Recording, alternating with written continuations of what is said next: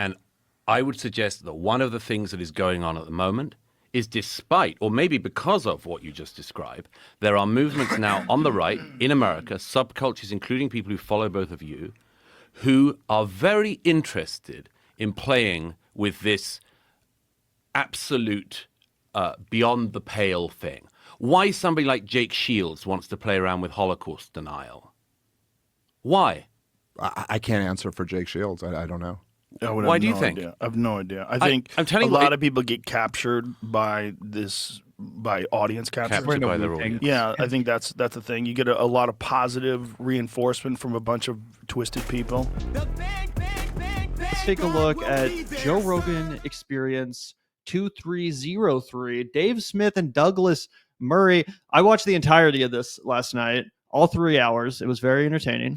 And I will say, as much shit as we give Joe Rogan, this is actually the second piece of decent content he's produced all year. So, I have to give him credit for, out of all the shit he's produced this year, he has produced 2 things that were worth listening to. This is one of them. The other one that was worth listening to was the debate between Flint Dibble and Graham Hancock.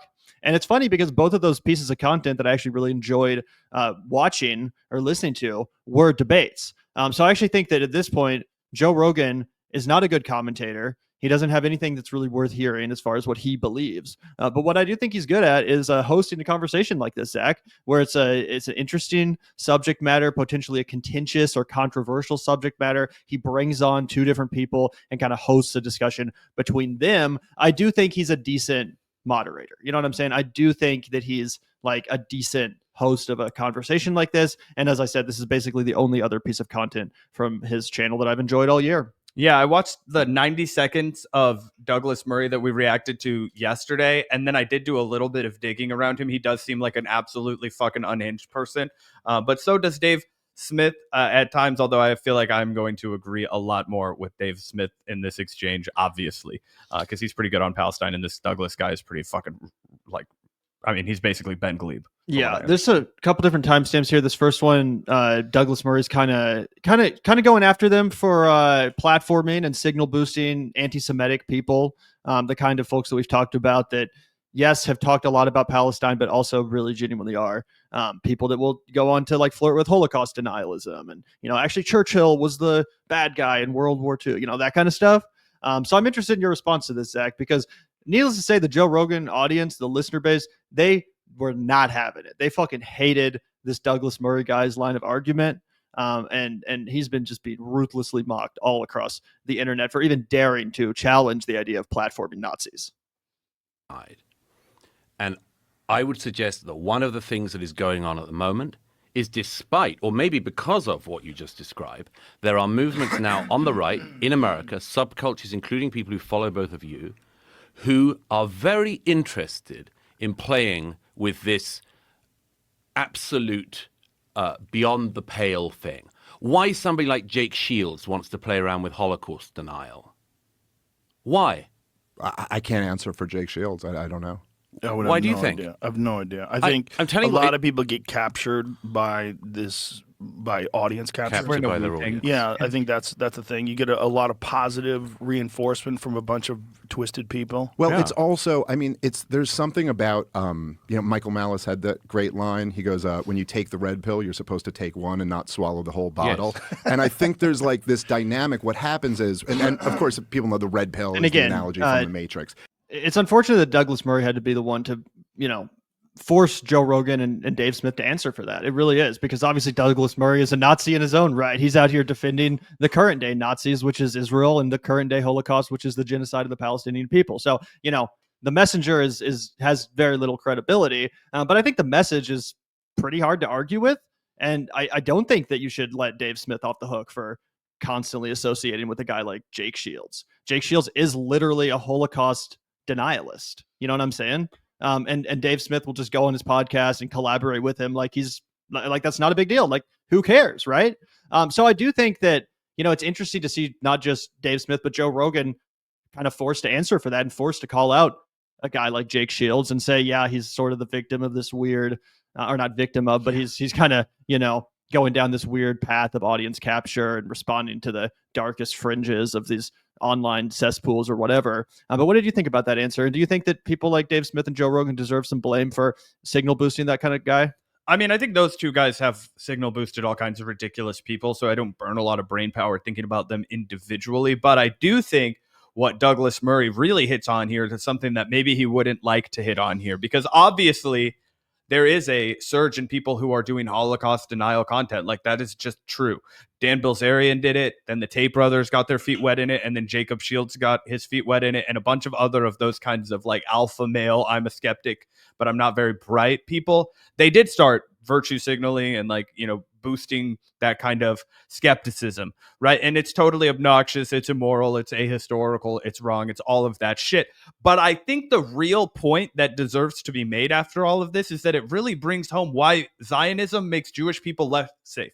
We were just reacting to Ben Glebe talking about how, the only way that the Jewish people can be safe is if Israel's allowed to do whatever they want and if nobody's allowed to criticize them and nobody's allowed to challenge them. I think that's actually the opposite of the truth. I think the fact that Israel is out here proclaiming to be the nation of Jewish people, proclaiming that if you challenge what Israel is doing, that you are somehow anti-Semitic, if they are going to intentionally conflate themselves with Jewish ideology, Jewish religion, while they are doing just absurd, violent attacks, ethnic cleansing, then a byproduct of that is that people who are nefarious, pernicious, who have their own anti-Semitic conspiracy theories, a lot of people who are deeply anti-Semitic, they're actually evangelical Christians. They have this beef that they believe, Jewish people killed Jesus and all of that shit. So those people will come out of the woodwork and they will kind of try and use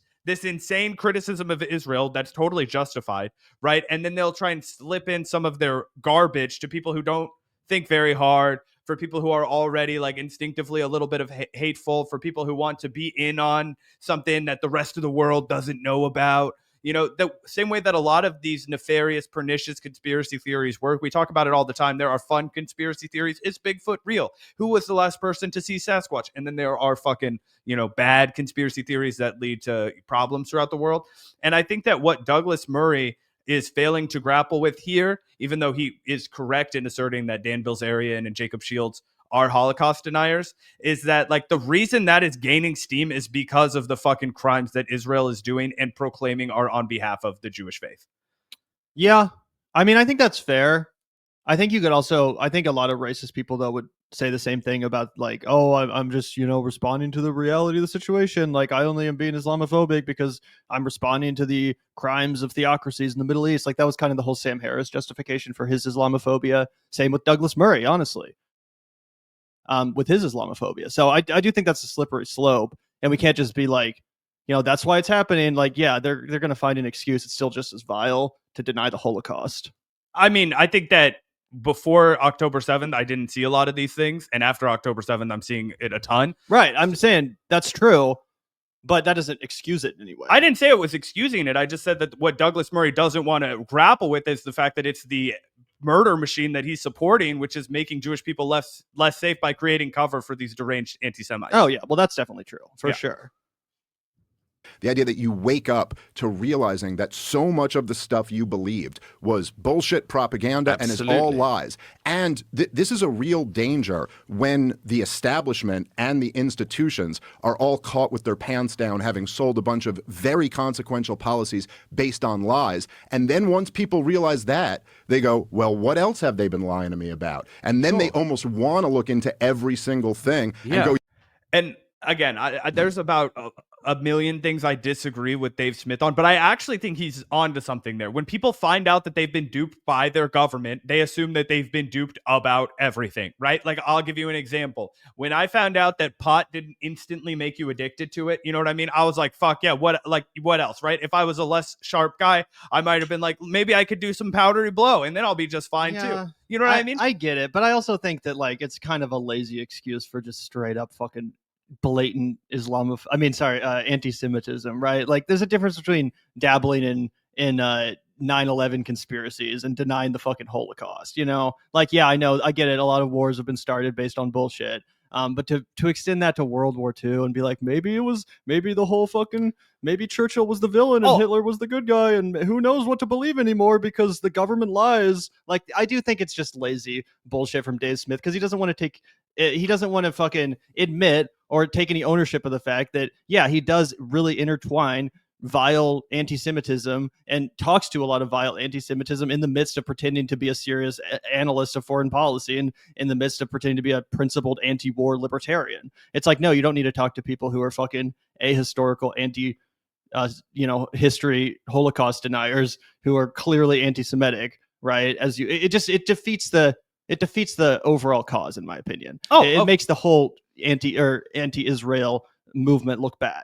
Oh, of course it does. And I'm not here defending any of those people, but I do think that is how some of these fuckers that follow Jake Shields and some of these fuckers that follow Dan Bill, I think that is how they start to set the bait. That's how they set the trap, right? And it's not smart people that fall for it, right? Of course not. It's low IQ, kind of hateful, people who don't have a firm footing on the ground. They're looking for a scapegoat. They're looking to something to elevate themselves. For sure. Just like all bigotry. Yeah, exactly. And then I think they do start to fucking, eat those little rabbit shits one at a time until you're finally eating a big rabbit shit. And that is the Holocaust denial. You know what I mean? Yeah, for sure.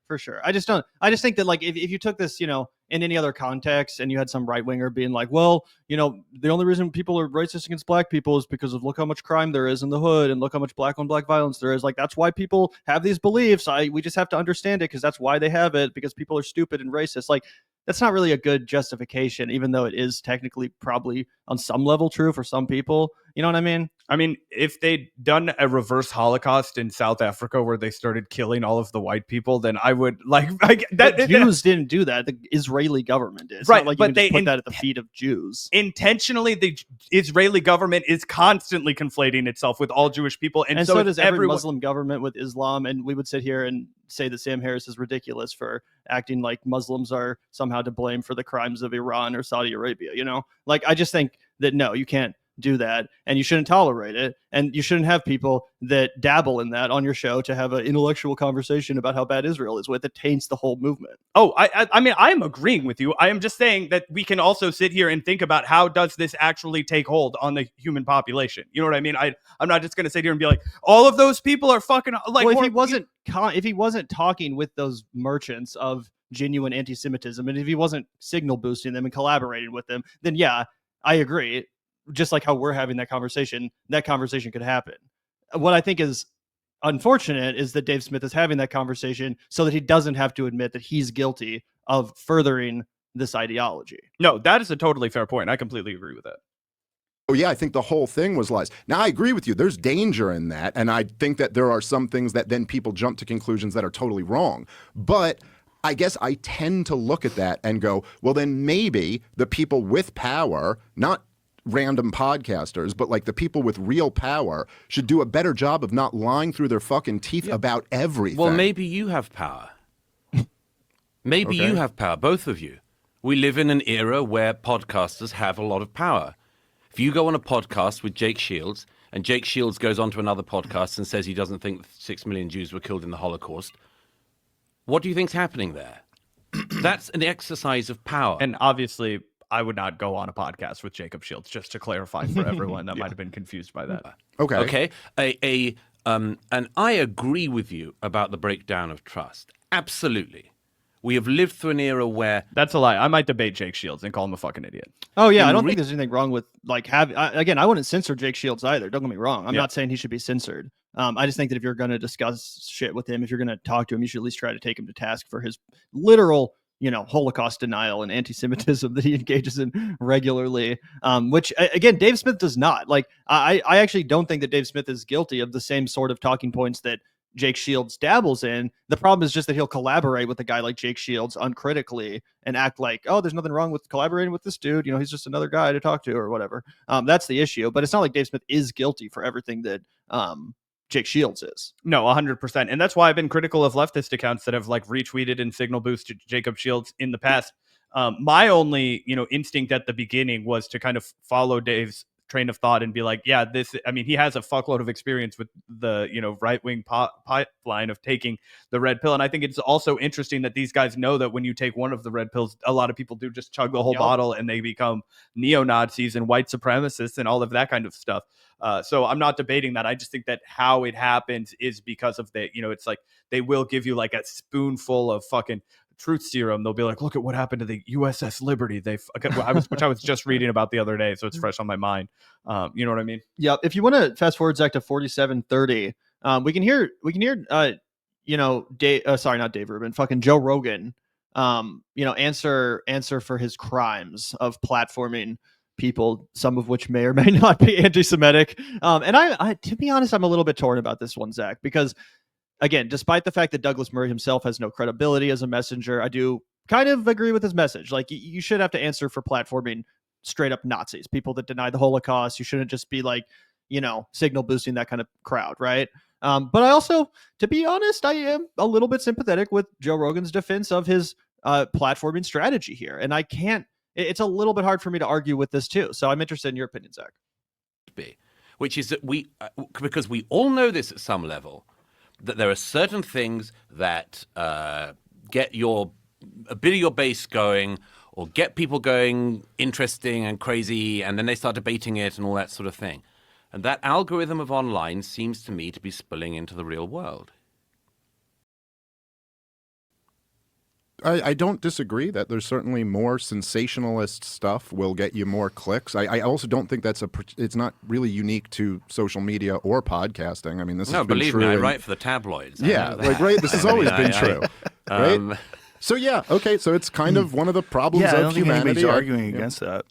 It's certainly never my intention when I talk to someone to try to get more views. It sounds crazy, but I'm only talking to people that I'm interested in talking to. And in Daryl's case, it's because I've been a listener of his podcast for years. That's it. This is like genuinely how I pursue things. But that's why you're here. I'm genuinely interested in your views as well, even though you completely disagree with him. I have a hard time taking this Douglas Murray critique seriously. I'm sorry, guys. Like, I look at this guy and I look at his smug little. You just don't like his British accent. I hate everything about him. I hate his Zionism. I hate that he's a fucking British asshole. I hate that he wants to tone police. No, the thing about Joe Rogan is that if you actually are familiar with Joe Rogan, none of these people, Douglas Murray, I would include in that most likely, had any fucking clue about Joe Rogan until like 30 minutes ago. Okay. It's been this last recent real post-Spotify era where everybody has decided that they're going to half-ass pay attention to Joe Rogan. But even if you go back 2 years ago, Joe Rogan every single fucking day was saying that, oh, Islam is scary. Like, oh my God, there's no, religion on the world that's as obsessed with recruiting people as Islam. It's like Islamophobia 24/7, 365, and all of those people that he was platforming for years. Sam Harris, 15 fucking times. Gad Saad, half a dozen times. Take your pick of insane fucking Islamophobic assholes. They've all been on his podcast. You have to be a deranged, crazy person and also allergic to imperial evidence. Looks like this guy checks both boxes to argue that Joe Rogan has not fairly platformed people who hate Muslims. Okay? It's crazy to say that. Michael Brooks, rest in peace, wrote a whole fucking book about how Joe Rogan platformed all of the most ardently Islamophobic assholes on the internet. It's almost like they don't think Muslims are as much people as Jews and Christians. It's almost like that, Zach. And yeah, that's why I keep saying, as much as I kind of agree with the message here, or this, line of criticism that Douglas Murray is offering, he's not a credible messenger, because in the same way that he's chastising Joe Rogan and Dave Smith for talking to Holocaust deniers, I mean, what if Joe Rogan had a Palestinian person on next? They would say Douglas Murray is a Holocaust denier of my people's Holocaust, of the genocide of my people, which is ongoing. So in the same way, you could criticize Joe Rogan for having Douglas Murray on. And I do, despite all of my recent criticisms of Joe Rogan, I do appreciate the way he articulated that. He's like, this Daryl Cooper guy or whatever. And by the way, I don't even know anything about Daryl Cooper, but Joe's like, Dale Cooper? No. Not Dale Cooper, Daryl. But Joe's like, yeah, I have him on because I've been listening to his show for years. I'm interested in what he has to say. Same with you. And in the same way that people have a lot of issues with fucking Daryl Cooper or whatever, a lot of people have issues with you. I'm going to talk to you both. So it is kind of hard to argue with that. Although I have obviously many criticisms of Joe Rogan. It's like if you're going to have one on, you kind of have to have both on. You can't really make a case for censoring one or the other if you're going to do that. Oh yeah, and as this Douglas Murray guy fucking pearl clutches about, censorship or whatever the hell he's whining about. Shout out to Salisa for letting me know about this. Judge rules that Mahmud Khalil can be deported. Guys, this is a ginormous blow to your freedom, to my freedom, and of course, Mahmoud's freedom. A Louisiana immigration judge ruled Friday that activist Mahmud Khalil can be deported. Khalil, who was a Columbia University graduate student, led a pro-Palestinian protest there last year, was detained last month after Secretary of State Marco Rubio said he had determined that Khalil's activism was anti-Semitic and that allowing him to remain in the country would undermine a U.S. foreign policy goal of combating anti-Semitism around the world. During a hearing at the remote Louisiana detention center where Khalil is being held, Judge Jamie Coleman said she had no authority to question Rubio's determination. After the ruling, Khalil told the judge, "I would like to quote what you said last time. There's nothing that's more important to this court than due process rights and fundamental fairness. Clearly, what we witnessed today, neither of these principles were present today or in this whole process. Quote, this is exactly why the Trump administration has sent me to this court 1,000 miles away from my family." He added, quote, "I just had that urgency that you deemed fit for me are afforded to the hundreds of, I just hope that the urgency that you deemed fit for me are afforded to the hundreds of others who have been there without hearing for months." Guys, this is absolutely insane. I've got another quote down here from the article. It says, if Mahmoud can be targeted this way simply for speaking out for Palestinians and exercising his constitutionally protected right to free speech, this can happen to anyone over any issue in the Trump administration. Khalil, who has a green card, is a lawful permanent resident. In ordering Khalil's deportation, Rubio relied on a rarely used federal statute from the 1950s that played a major role in shaping American immigration during the Cold War. The McCarran-Walter Act, or the Immigration Nationality Act of 1952, gives the Secretary of State authority to decide that a non-citizen's presence in the United States threatens the country's foreign policy goals. We live in a totalitarian state, everyone. We have no freedoms. Freedom of speech is dead. I want everyone who voted for Donald Trump to really think about what you did. I want everybody to think about the fact that you voted against our First Amendment, that you spent my entire fucking life wanting to fuck your gun so bad that you've done nothing but bitch and bitch and bitch and bitch and bitch about the Second Amendment, which you fucking have. And you elected a guy that wants to take away my right to speak, your right to speak, everyone's right to speak freely in this country. I don't want to fucking hear from you ever again. Yeah, insane. Do you think this will go to the Supreme Court or something? Or It will go to the Supreme Court. That's what hopefully the fucking Supreme Court stands strong, bro, because I was inspired by the 9-0 unanimous ruling from the other day, ordering them to facilitate the return of the gentleman who was falsely accused and sent to this, prison in fucking El Salvador. So let's hope the Supreme Court stands strong if it does go to that. But yeah, absolutely horrific. Yeah, I mean, this is bad, guys. And here they get into a little bit of the actual debate about Israel-Palestine from what I remember. Sick. Israeli side to cause the death of non-combatants. Oh, come on. I mean, Hang on. listen. What? You okay. think why do you think the Israelis would want to go and kill children in Gaza? Listen, let me just, how about I say it like this, okay? And by the way, when I say it like this, I'm not claiming that disputes between nations are the same as handling dispute domestically. I'm just saying on the idea of intentionality or who wants to do this or whatever. Look, even if you had the right, let's say somebody broke onto your property and killed some of your family members and you want to go kill this guy, if he goes back to his apartment building and you know that there's women and children in that apartment building, and so your move is to blow up the building, what you would be charged with is murder in the first degree. Cold-blooded, premeditated, intentional murder. And you could sit there and tell the judge, I didn't want to kill all those people. Why would I want to kill all of those people? I just had to kill that one guy. But that's bullshit. That's not what counts. You did it intentionally. You dropped a bomb knowing that there were women and children in that building. You're taking an action knowing that these innocent people are going to die. Then that is by definition intentional. And, you know, you could sit here and talk about, and it is true, there have been documented cases of Hamas placing missiles in mosques and in schools and things like that. But when you look at the aerial footage of Gaza, that does not describe every single strike that Israel has launched. There have been tons of bombs dropped where it's simply, and we have very good reporting on this, where they've literally just have information that they believe with some degree of certainty that a couple of Hamas militants are in this building, and so they blow up the building. That is intentionally murdering innocent people. And if you're going to advocate for this war, I don't see how you can do it without saying that, like, at least bite the bullet that Madeleine Albright did when she was asked, we've played this clip on the show before, when she's point blank asked about the sanctions on Iraq and our 500,000 children, is that price acceptable? And she said, yes, we believe that price is acceptable. You're saying if you're going to support... Perfect timing, guys. That was exactly basically the end of that clip. Zach, you'll never know what you missed. I'm so devastated. But I didn't get to hear.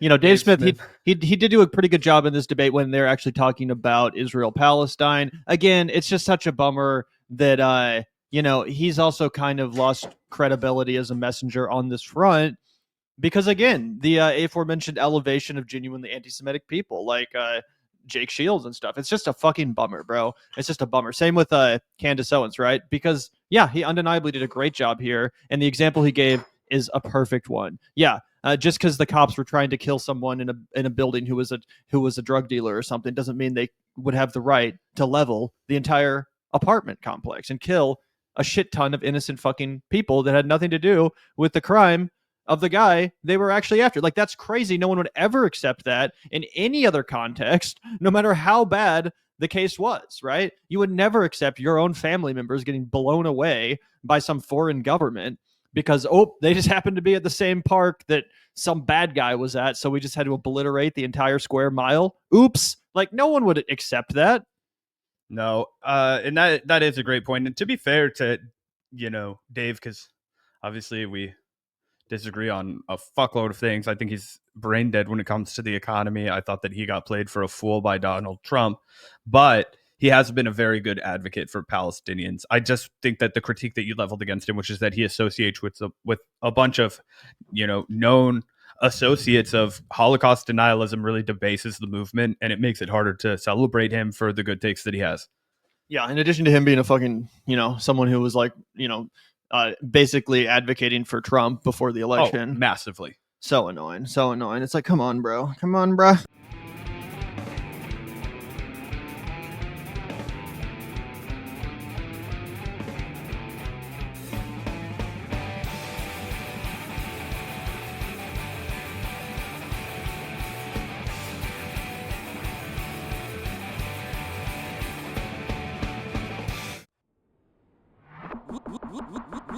Look out the door if you hear an ambulance.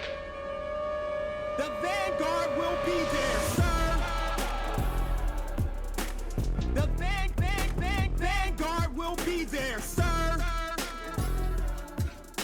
The Vanguard will be there, sir.